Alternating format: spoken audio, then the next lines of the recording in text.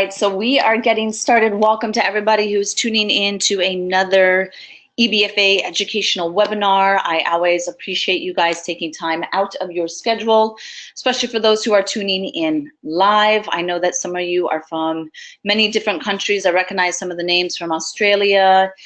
Good morning and welcome to everyone. So we're going to take probably 30 minutes or so to go over a very interesting topic. This topic will be supplemented with the research articles that are referenced throughout this. Two of them, as I mentioned, are already in the handouts section of the control panel. So if you are wanting to download those, you can do those while the presentation is going on. Please note that after this ends, you will not be able to reference this control panel and the actual downloading of those handouts. So I will be emailing everyone a archived version of this webinar, as well as a Dropbox folder that has the PDF to the presentation, or that matches the presentation, as well as those two handouts and those research articles. So if you happen to not get those downloaded, don't worry. Okay, as always, as I mentioned, all of them are recorded. You can find any of our past webinars on our YouTube channel, which is youtube.com/EBFA Fitness. We have some of our webinars that are not on the YouTube channel. So any of the ones on the YouTube channel are our free complimentary education that are intended to expand your concept and approach, particularly as it relates to barefoot science and EBFA's concept and approach to human movement. But we also do have some that are recorded. The ones that are recorded, you will find those on the website, the EBFA website, and it's linked under our online education. If you cannot find those and you have questions on where to find those, then just shoot me an email and I would be more than happy to send you a direct link. After I go over the content, we are going to have some time for questions. Depending on how long I speak for, we'll probably have 10-15 minutes for questions. But I want to make sure that if anyone has anything related directly to what I said, that I get that addressed. If for some reason you lose the connection, or I do not get to your question, you can always email me at education@ebfafitness.com. Please do follow us as well on social media, Facebook, YouTube, Instagram, Twitter, all of those good things. All right, so we are jumping into it. Why I'm doing a webinar, why I had wanted to do a webinar on the sciences of the somatosensory system, is because I've actually had several requests. So when I'm speaking a lot on barefoot science, we kind of hear this interchange between proprioception, mechanoception, nociceptors, stretch reflexes, texture, and then you throw in interoceptor. So there's a lot of terms that are related to the nervous system as it relates to movement and us as movement specialists. So I wanted to go through and start to introduce and lay out some of these concepts and begin to maybe clarify or answer some of the questions you had as far as, should you actually be saying mechanoceptors, should you be saying proprioceptors, etc. And then I will add in the end, as far as with Naboso, part of what lay people, consumers, they know proprioception much more. So when you start breaking down nociceptors and thermoceptors, they're not going to understand that. So there is a way of you, the practitioner, having a deeper understanding than your clients and patients. And then there's a way that things are often relayed to the public or to the lay person that sometimes as a clinician or practitioner seems like it's almost over-watered down. There's an advantage to sometimes having things watered down for a lay person, right? As long as, you know, B2B, professional to professional, we understand where we're going from a detailed, in-depth perspective.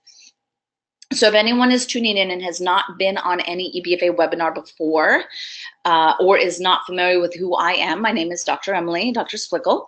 I'm a podiatrist practicing out of New York City, and I take great pride in being much more of a functional podiatrist, which means that I'm looking at the entire body, I'm looking at the entire human being as an integrated being integrated structure. This means that I'm looking at them integrated from a biomechano-mechanical, fascial, and neuromuscular perspective. But I'm also factoring in a lot on autonomic nervous system, breathing, diet, stress levels, mind-body connections, things like that. So it's very holistic and integrative. EBFA, founder of that, and then the certifications, Naboso, which I'll speak about towards the end, and then different consulting that I do. Okay, so why is it important as all of us practitioners who are tuned in to understand the somatosensory system? Well, first thing key is that life is sensory, right? When you look at the way that sensory nerves versus motor nerves are broken down, we actually have 10 times as many sensory nerves as motor nerves. That's going to start to tell you from a priority perspective, which is more important. You must have that sensory information coming in.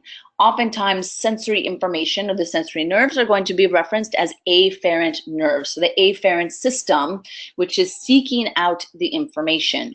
It is a very complex sensory system that is bringing in many different stimulation to create a very simplistic picture or representation to the brain. And then that's what's resulting in what we understand as objects and how we manipulate those objects with movement. So really that sensory input shapes our motor system. If we go back to when we were first learning to coordinate movement, so when we are just born and we're learning to crawl and coordinate reciprocal limb movement and things like that, and upright stance, all of that is fed through the sensory information, through the sensory gateway. So when you are just born to the age of 4 is your peak window of neuroplasticity. So that's when you could think of your sensory system and your afferent system as being super, super wide open, but also really important.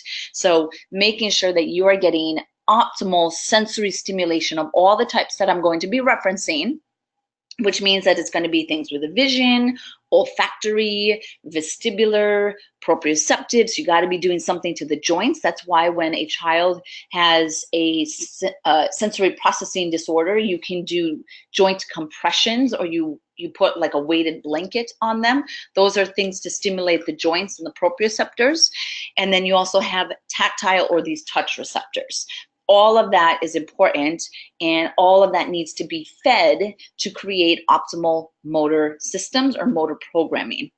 Your feet, hands, and face, or really it's the lips and the tongue, are the most sensitive from a sensory perspective. So those, again, if we go back to the sensory inputs that shape our motor system, we really want to make sure that we're stimulating the feet, the hands, the face. That's why you're putting, or babies are putting things constantly in their mouth, is they're trying to really navigate their world through their senses, because this is when they're first being introduced to all these different senses. They start to feel different textures through the mouth. They get to feel different subtleties, even with temperature, are going to start stimulating those nerves as well. Now, if you have any deficit or delay in the sensory input, this could be at any age, but we might want to stay with the children in kind of that aspect, can cause a dysfunction, movement dysfunction, a delay in movement dysfunction, or a loss of coordination with the movement program or that motor skill. So sensory always precedes motor. Sensory is 10 times as diverse as motor. And if you do not have sufficient sensory, you're not going to have optimal motor. So even for Naboso, our new hashtag for Naboso is that life is sensory, which is true. And trying to bring that in with all of your clients, with your patients, with yourself, with your families, if you have children, all super, super important. So how does our brain produce movement? This is something that really makes us as Homo sapiens with a higher level of cognitive processing very unique. We are able to do complex motor skills. When you're thinking of the complex coordination of playing a musical instrument and the dexterity of the hand, that is something that is very characteristic of us, Homo sapiens, as having this neocortex.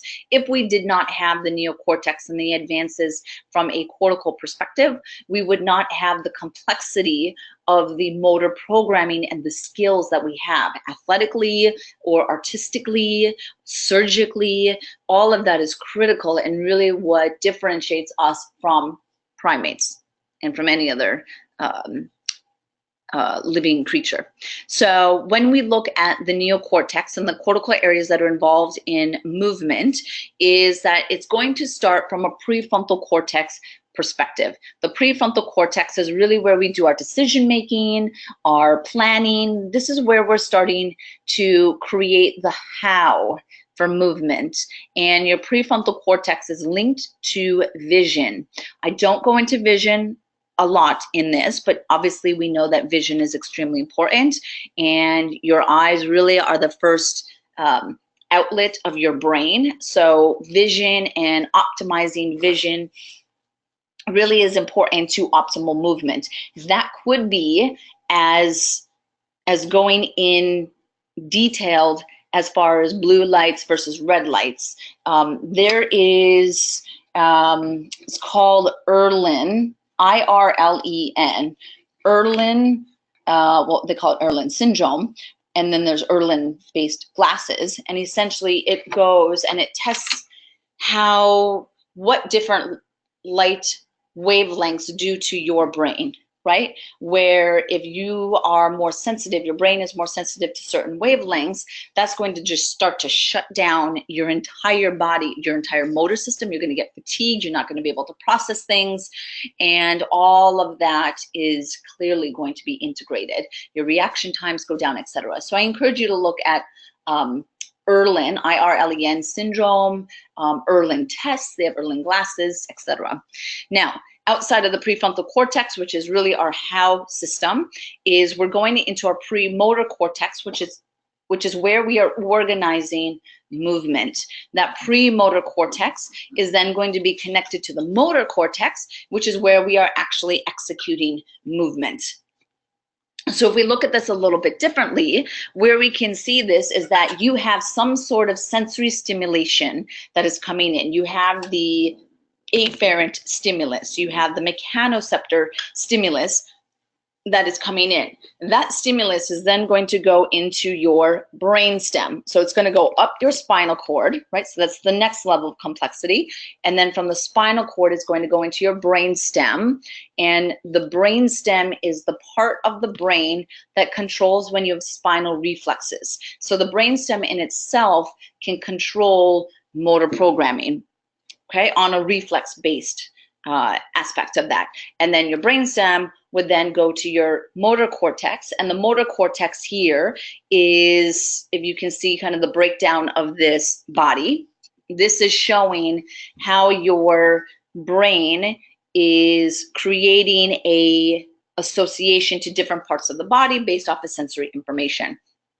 So it is what's called the cortical somatotropic representation of touch. And then if you put all of that representation together, that's where you will get what's called the homunculus, which I have pictures of that down a few slides. And that's kind of the funny looking man. If you saw any of the pictures that I was posting around this webinar, and it's showing that the most sensitive areas of the body that are really the gateway for sensory information to how your body represents or creates movement are going to be represented through this homunculus. So it's going to be, oh, there we go. It's going to be your hands, your mouth, and then your feet, which is what I had mentioned earlier. So those really are the gateway into your nervous system. Your body is seeking those areas of the body for sensory information that it then uses to create a complex coordinated motor programming. The advancement with the hands, which you can see are the biggest, is because we use our hands to kind of navigate and manipulate things. That's why we're constantly touching things and we pick up things. And the foot is similar, but the foot doesn't have the same complex dexterous demands as the hand. So they're similar but different. And I'm going to go into those similarities and going to go into those differences. And then same thing with oral, so the tongue and the lips is really important. And that's important from a vagal tone perspective as well. So when it comes to your somatosensory system, and the afferent input system is based around two different types of skin.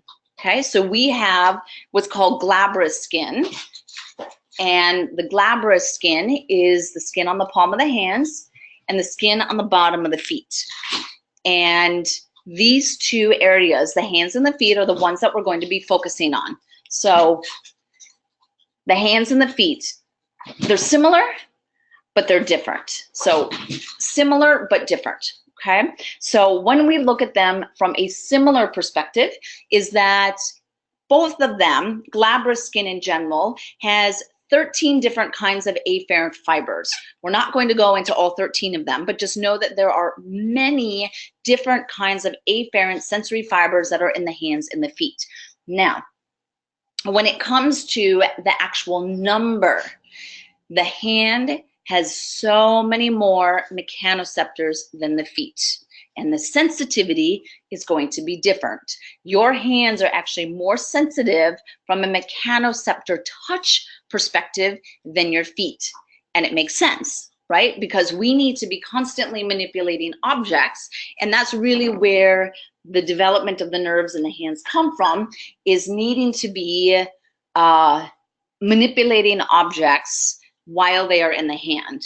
Now, if we look at the foot and being very focused on barefoot science and foot to core and from the ground up and all of that, understanding the foot and the differences is really important. So research has shown that if we look at the foot, you have 104 mechanoceptors in the foot. I apologize, cross that out. That should say foot. So you have 104 mechanoceptors in the foot compared to, that's a big difference, right? So that's huge, but that's really showing that we don't need thousands and thousands. I think I read somewhere that someone said that we have 1 million. That's not how it is, right? So you have so many nerves. Now, mechanoceptors is different than some of the free nerves that we might have. So it doesn't mean that you only have 104 nerves in the feet, right? We're just being very specific on this type.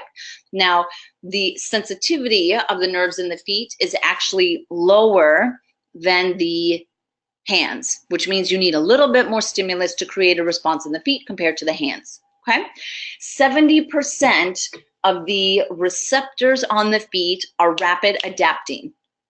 We're going to be looking at that a little bit closer. Now, the rapid adapting nerves are the ones that are sensitive to vibration. So I mention this always when I'm in my workshops. We understand that vibration is impact forces. So whether it is high frequency or low frequency, we've got you covered, because 70% of the nerves in the feet are sensitive to vibration.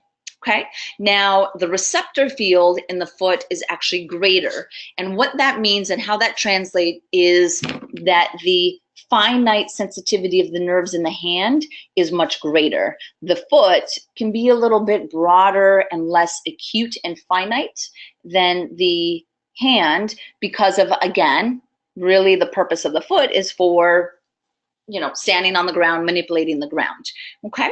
And then when we look at the distribution of the nerves, the lateral border of the foot has a higher sensitivity, and you'll see that it actually has a little bit more of a distribution, same thing with the ball of the foot, and you see a decreased distribution in the medial arch, which makes sense because in a normal foot, a neutral foot, your medial arch, meaning the area directly under, if you can see here, should not be touching the ground. So it doesn't make sense. You don't need that to have mechanoceptors to that area. What's interesting is that I've read in some of the arguments of why orthotics are good is because they increase the stimulation. So if you have a neutral arch and you wear an orthotic that comes up into your medial arch, right? So now you have skin to orthotic contact, that they will argue that you get increased sensory stimulation. But what I would actually argue of why you really don't need orthotics is that you don't even have mechanoceptors on your medial arch. So I hope that's making sense, and that you can actually use that as an argument of, yeah, they really don't increase that mechanoceptor stimulation. Okay. Now, when it comes to hairy skin, which is going to be every other part of your body, particularly just above the ankle, around the wrist, forearm, etc., thinking around the knee, that's going to be hairy skin around the knee, right? Is that you have 3 different types of mechanoceptors. So 13 in the hands and the feet, and then 3 in the hairy skin. Okay. Good. All right. So sorry, going in the wrong direction. All right. So when it comes to sensory nerves, we have 4 main types. You have nociceptors, which are sharp versus dull. You have thermoceptors, which are hot versus cold. And then you have mechanoceptors, which are shape, texture, vibration. That's going to be primarily what we're focusing on. And then you have proprioceptors, which is going to be your stretch reflex. Now, when it comes to the proprioceptors, you have 4 types of proprioceptors. This is going to be a little bit detailed, but you have 4 main types of sensory nerves. Of those, the proprioceptors, you have 4 types of proprioceptors. You have your GTOs, 2 different types of muscle spindles, and then you have your joint capsule proprioceptors. Your mechanoceptors, which are the ones that we're focusing on, these are your haptic receptors, are going to be 4 types of that as well. We're going to go into those in a moment, which are going to be fast adapting and slow adapting. Okay. Now, when we look at your sensory nerves just in general, your mechanoceptors and proprioceptors actually have a different pathway up your spinal cord than your nociceptors and your thermoceptors. They have a different pathway up your spinal cord as well. So they're related, but they're kind of different in the way that they transfer up into the brain. Okay. So when we look at the mechanoceptors and the touch receptors, as I had mentioned, you have slow adapting and you have fast adapting. Your slow adapting are going to be called SA1, SA2. Your fast adapting are going to be FA1 and FA2, okay? Your SA1, which is a slow adapting superficial nerve, is focused on what's called 2-point discrimination, which is of a stimulus 1 millimeters apart. And why I kind of emphasize that is for anyone who is familiar with, who has or who has tried the Nervoso technology mat or insoles, our pyramid is really based around 2-point discrimination. That's why it's a pyramid and it's a point. And each of those pyramids is 1 millimeter apart. My goal through the Nervoso mat and that texture is to stimulate the Merkel disc, superficial. Okay, so if we go to SA2, which is the Ruffini ending, what's important to note with this is that your Ruffini ending, SA2, is not found in primates. That's very characteristic of Homo sapiens, is to have the SA2, which is characteristic of skin stretch. Remember that one because I'm going to talk about it when it comes to fascia. Okay, now your slow adapting mechanoceptors stay stimulated throughout the entire stimulus. So they're constantly reading while that stimulus is going on. Versus the fast adapting that I'm going to go into now are, they get stimulated right on that onset and then you don't hear from them again. So it's telling you that something has happened, but not telling you if it's still happening. Okay, so your FA1 is going to be superficial again. This is going to be a low frequency vibration flutter. Okay, that's the Meissner corpuscle. It is superficial, just like the Merkel disc is superficial.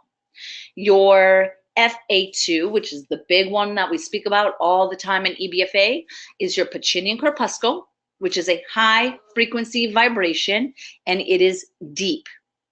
Okay, that's going to be important to note as well. So your 2 receptors, right? So the type 2 receptors are both deep. The type 1 receptors are both superficial. So now let's take this information and let's actually look at the hand. Okay, this is the distribution of the mechanoceptors on the hand. So you can actually see when you look at it, the part of the hand that's probably extremely important really looks like from a 2-point discrimination, superficial you're touching, right? Your pointer finger is going to be very important on that. You can see that most of them are centered around that. If you are familiar with the different grips, there is a important grip from an evolution perspective that is between your pointer finger and your thumb. So your pointer finger and thumb is one of the first grips that we were able to learn to do from an evolution perspective, which makes sense of why there's so much happening between the pointer finger and the thumb. Okay, now the ones that are deep are going to be our 2. So you can see them here, the Raffinis and the Pacinians, right? So skin stretch and high frequency vibration, those are going to be deeper, okay? The flutter vibration, Meissner's, FA1, those are also superficial, okay? So just see this, remember this, I will be sending this to you as well. Now, when it comes to the foot, okay, we can look at, this is the foot on the left, all of the receptors and their distribution, okay? So you can see that there's very few along the medial arch. So if you're using orthotics to get all the way into the medial arch, to touch that skin, to try to get more mechanoceptor sensory stimulation, there really aren't nerves there anyway. So just kind of think of is that really kind of a true effect of that, okay? Now, when it comes to the distribution here, what we can see, the FA2, which is going to be the vibration, right? FA1 and FA2, both of those are vibration. You put those together, that's going to make up the majority of the foot.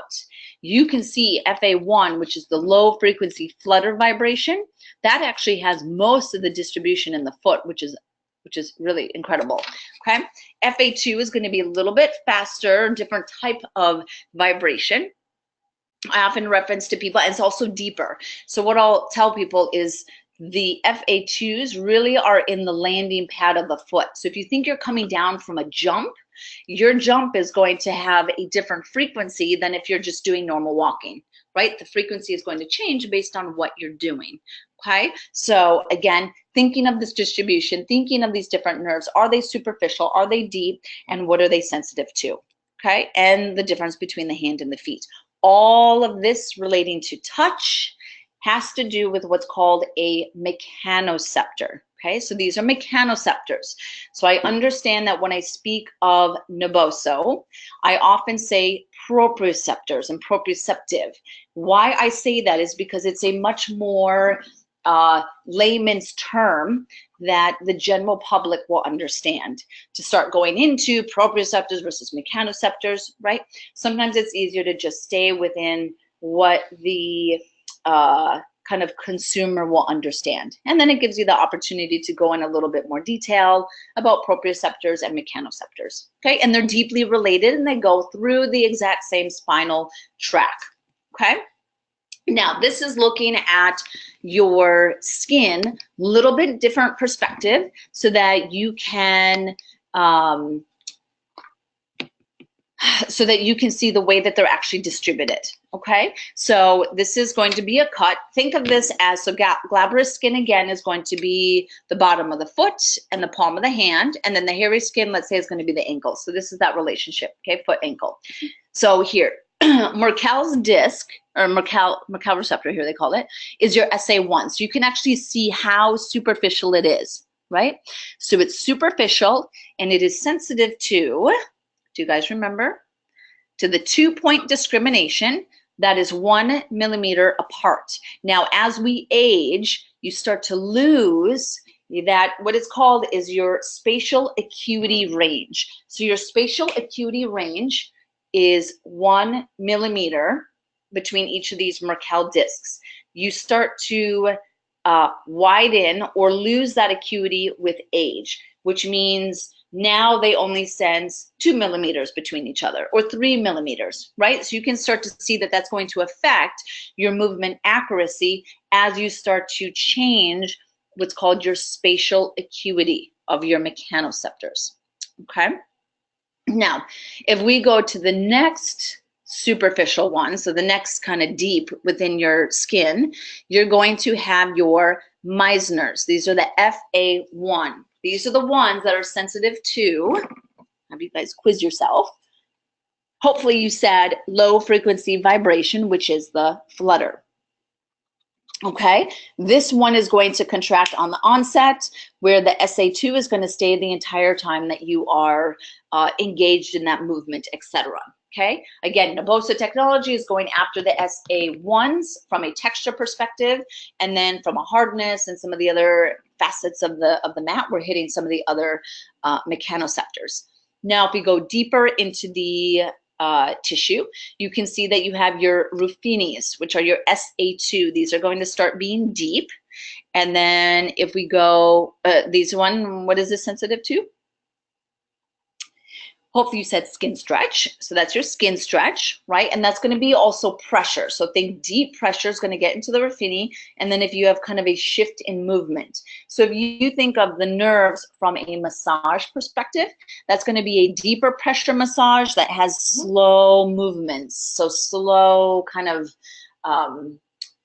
continuous movements with like the heel of the hand. That type of massage is going to be targeting the Ruffini endings. Okay, and then if we go next deep, we're going to get into our deepest mechanoceptor, which is your Pacinian corpuscle, your FA2. This is sensitive to, you can test yourself.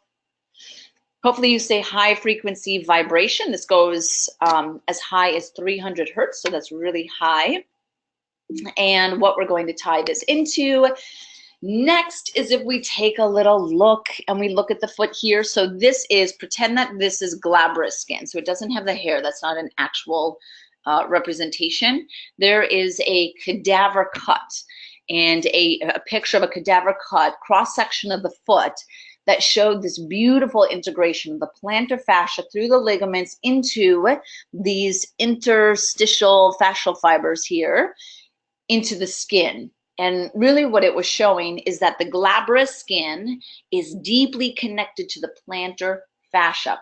Why I want to mention that is that in your plantar fascia, in your palmar fascia, in the palm of your hand, which is really tight to the tissue, your skin is kind of hard. If you take the palm of your hand and you try to pull the skin, the glabrous skin on the palm of your hand away from your body, right? So you're trying to pull it as much as you can.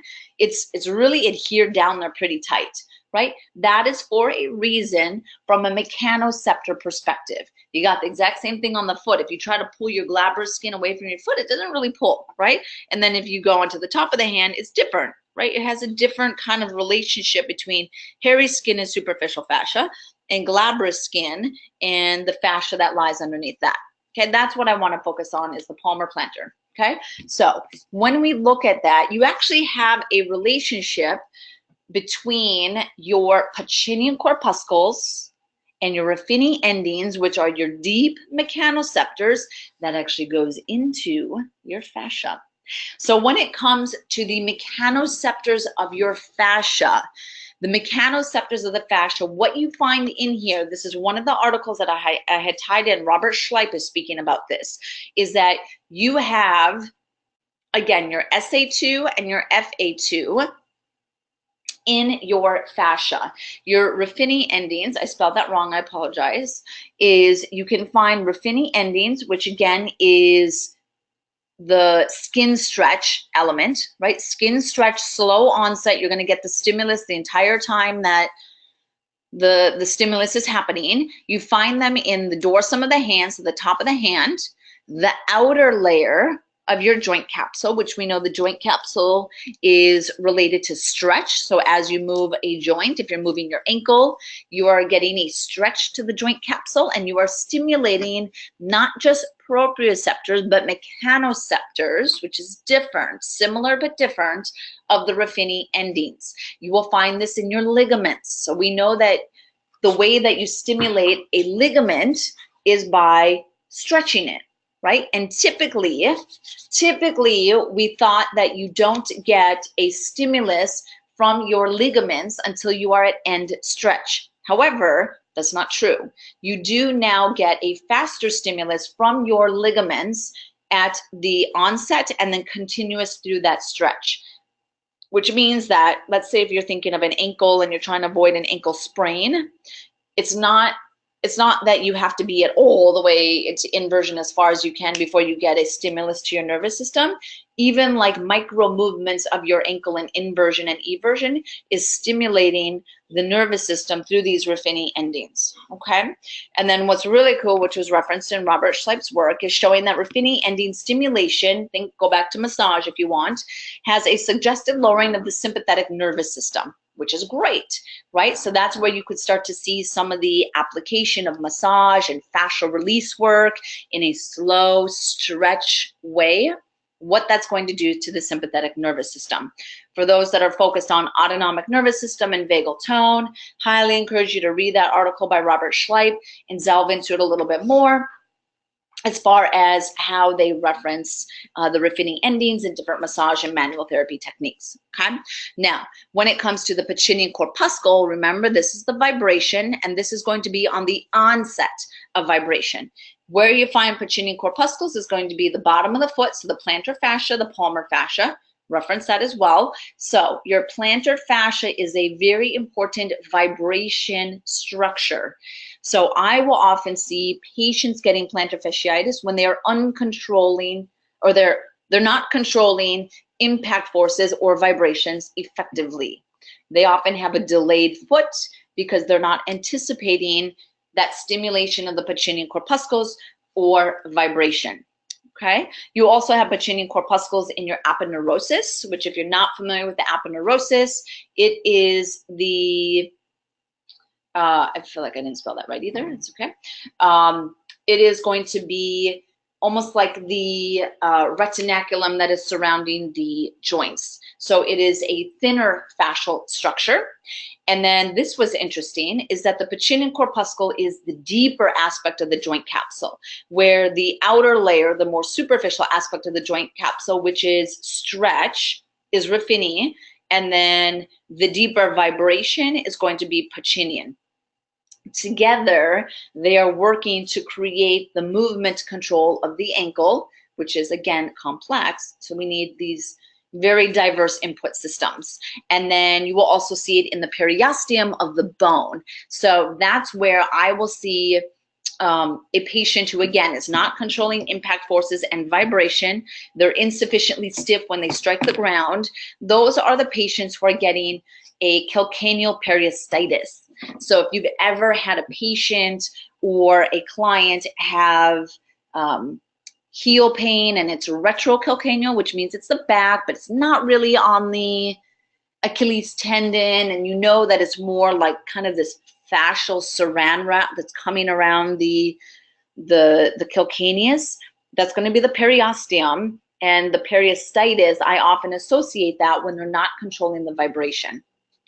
So start to think of that as well in those clients. Something like that, a lot of periostitises, if you're suspecting that, they actually won't show up on an MRI, which means you need to use your clinical skill and kind of deductive skill and higher knowledge to then bring that understanding to that patient. Last type of mechanoceptor that I want to go into is type 3 and type 4. So we were just speaking about type 1 and type 2. Now, type 3 and type 4, these are going to be called, or what's called, interstitial mechanoceptors. Now, these are often referred to as free nerve endings. Oftentimes, we will associate free nerve endings with pain. That's the way that I had always learned it in school, is a free nerve ending equals pain. And that's going to be that kind of a nerve that is stimulated when you have some sort of pain stimulus, you touch something hot, etc. So what they're now showing is that free nerve endings are actually making up your thermoceptors as well. That's a free nerve. And then it's also responsive to different chemical, neuropeptide signals through the body, which is going to get a little bit more complicated. I apologize. But it's going into how you could start to have different changes through a pH, right? Or what's called a neurogenic inflammation can start to stimulate these interstitial mechanoceptors. If you get an increase in substance P, is that stimulating this interstitial mechanoceptor? It really could be, right? So you want to be thinking from a chemokine perspective, almost like hormones going through the body, that there are things that are stimulating our mechanoceptors that are more chemical, hormonal, kind of deep internal, that aren't as gross and kind of easy to understand as, oh, I feel a texture that is rough, therefore XYZ, right? So there's a lot of things that are happening, and that's really what they're finding through these free nerve endings and these interstitial mechanoceptors. This is going to start tying into interoception. So any of the webinars that I've done on interoception, if you have not heard any of them and you're interested in learning more about our interoception webinar series, please go to the EBFA website, click under webinars, scroll down, you will see them there. The interoceptors are going to have a link to the autonomic nervous system. So these interstitial mechanoceptors are related to still mechanoceptors, right? They're playing a role in movement. So it still has what's called a somatosensory role, but now it's also having and linking in that interoceptive role.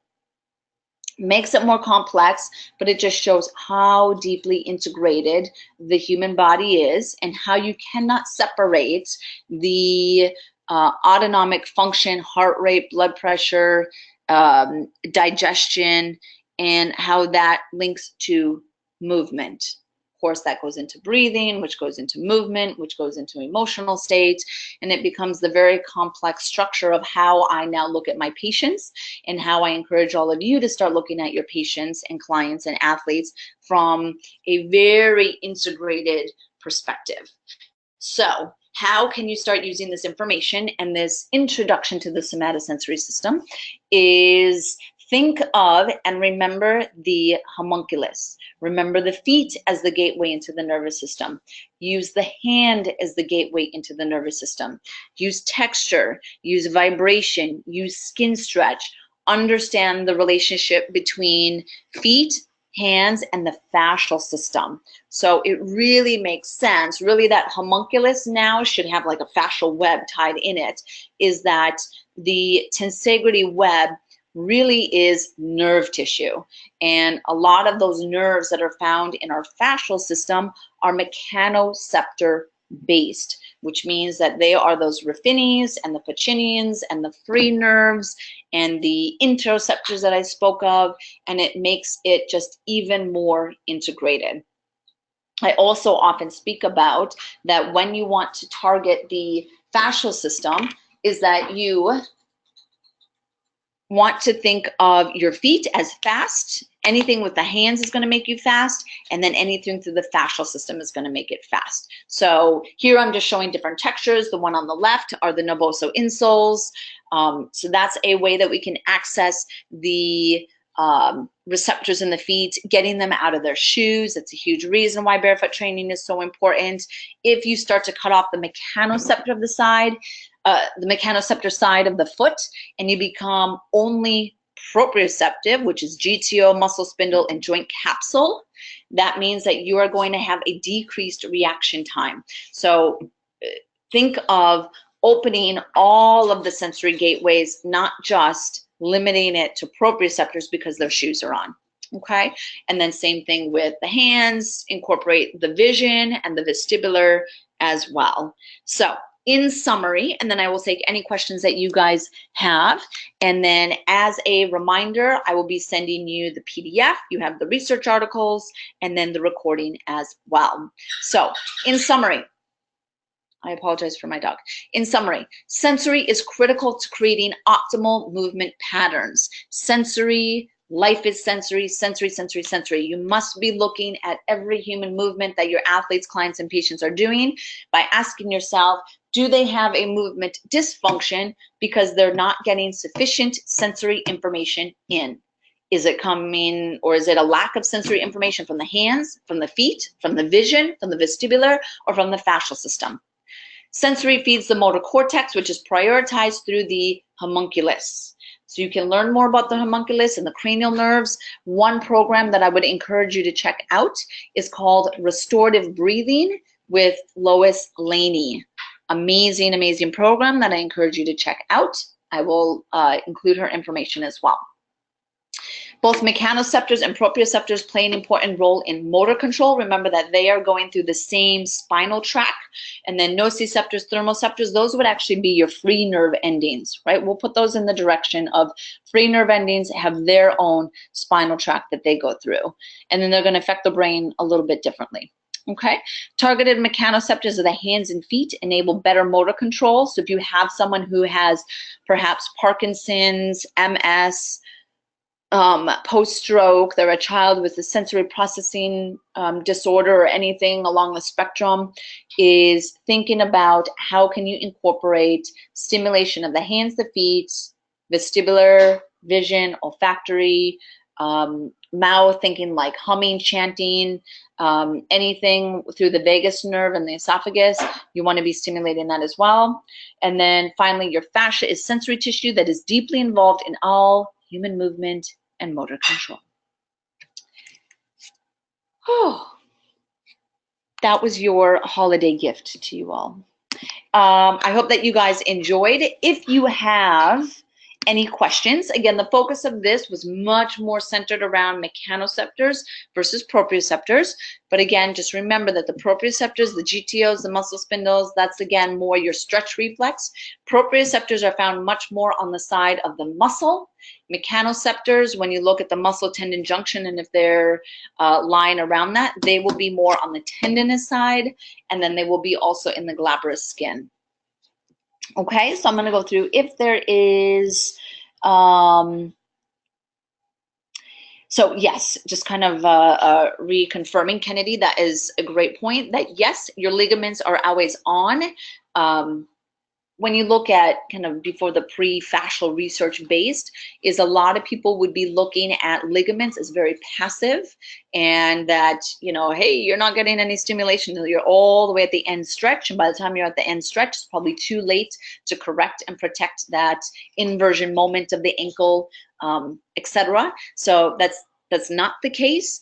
The way that you're better able to tap into your ligaments, this is key, is if you increase your baseline fascial, myofascial tension around a joint.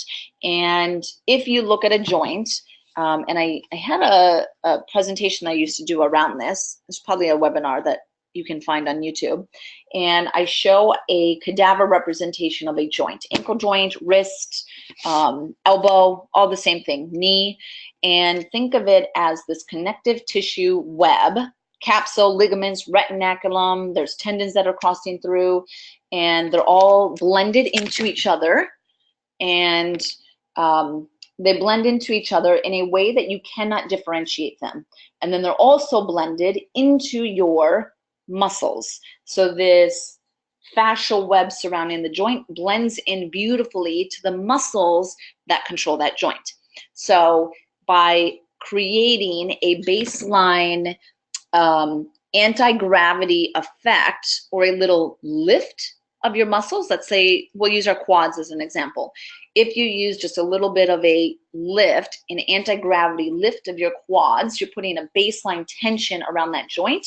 You essentially tighten the joint, which then creates a much more taut stimulus for all of the mechanoceptors and proprioceptors. I hope that makes sense. Where a lot of people, if they're like passive in their quads and you can just see that their quads are like not engaging and they're just kind of hanging into gravity, they're going to be slower into that joint because that would be technically like a loose joint. I totally hope that that visual helps. And that's why I try to teach fascial tension, anti-gravity, postures anti-gravity, how to create a baseline tension from a tensegrity fascial perspective, and how that translates to faster joints. Perfect. Looking to see also,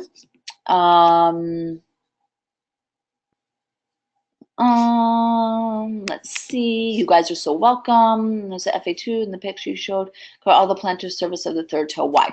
All right, so of the one where you're showing that she's asking the FA2 mechanoceptors are all in the third digit. That is really interesting. It's in the ball of the foot and in the third digit. My guess would be having to do with the center of the foot, even though really the cueing center of the foot is the second digit.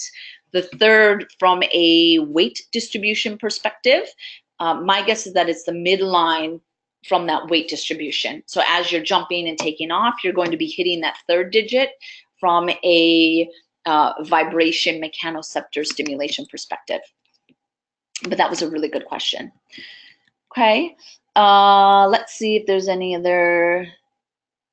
Yes, so great question as far as repeating on how the Naboso mat stimulates the Merkel disc. So remember that the Merkel disc, which is SA1, is superficial. We saw the map of the distribution of that receptor, so reference back at that, okay? And essentially what it differentiates is 2-point discrimination. So 2-point discrimination, so you need it to be a little bit of a pointy texture, which is why the Naboso texture is a pyramid. And then the spatial acuity of the Merkel disc is 1 millimeter. So each of the pyramids on the Naboso mat are 1 millimeter apart. So that's designed based off of the distribution, the sensitivity, and the spatial acuity of the Merkel disc. I hope that helps. Okay, so there's definitely true science and research behind the Naboso mat. The durometer and the hardness of the mat is very specific to make sure that any vibrations when you're jumping and landing and walking with the insoles are going to transmit through that material. We try to reduce the amount of rubber that we use in the product as well. Of course, we need a little bit because of mats and insoles, but we're trying to deviate away from that because the rubber actually takes away some of the vibration. Think like rubber flooring in the gyms, that takes away the vibration. So it's controlling in a kind of positive, moderate way of the vibration that's coming in, especially if you're using them in minimal shoes. You do want the insole to take just a little bit of the vibration so that you're not over fatiguing your tissue system and your tissue stress. And the flexibility of the insole also allows you to still be in minimal shoes that allow complete freedom of movement, which was also really important as well. Okay, the 1.5s, that is actually, for those who are curious on what the Naboso 1.0 is and the Naboso 1.5, Kennedy was asking what the 1.5 means. It's actually the height. It's not the distance between. Every single Naboso product, the pyramids are 1 millimeter apart from each other. The mat has a 1.5 height, and then the distance stays 1. Our Naboso 1.0 is a 1 millimeter height on that pyramid, and then the distance stays 1, and then the 1.5 is 1.5, right? So the height is just changing the ability to stimulate more or less. Children insoles that we are releasing in January, we just launched the pre-orders. Those are all built on 1.0, so it's a 1 millimeter height, 1 millimeter distance from each stimuli. And then when we push it more with adults who are used to being barefoot in the stimulation, those are 1.5 millimeters. So, okay. Last question, and then I will send you all off to your holiday weekends. How can we make corrections in the motor cortex without correcting the sensory input first? So Brian is asking a really good question that is related to Lois's program, and I know he's taken Lois's program. So that's where what I would say, if you're not familiar with Lois Laney, again, please check out restorative breathing. And essentially what she does is she goes through the different cranial nerves to see that if any of them are mismapped, or you're creating kind of a different sequence. One is compensating for the other. You're going to have a discoordination in your autonomic nervous system. It can translate into motor programming, etc. When Lois Laney does her neuro resets, which means she's going through the cranial nerves and resetting that homunculus, she's using the hands, the feet, and the mouth to fulfill all of your sensory gateways while she's dealing with the cranial nerves. So Brian, and for anyone else who's kind of checking this out, is Lois always uses the Naboso mat. So she'll have them standing on the Naboso mat, so you're getting that part of the homunculus. She's having them hold something that is textured in the hand, or you can think of like the Chinese stress balls that you can kind of rotate in the hand. That's also creating a stimulus to the hand. And then she'll have the toothpick, she'll have them hum, right? So that's really why she's doing what she's doing from the homunculus perspective. Okay.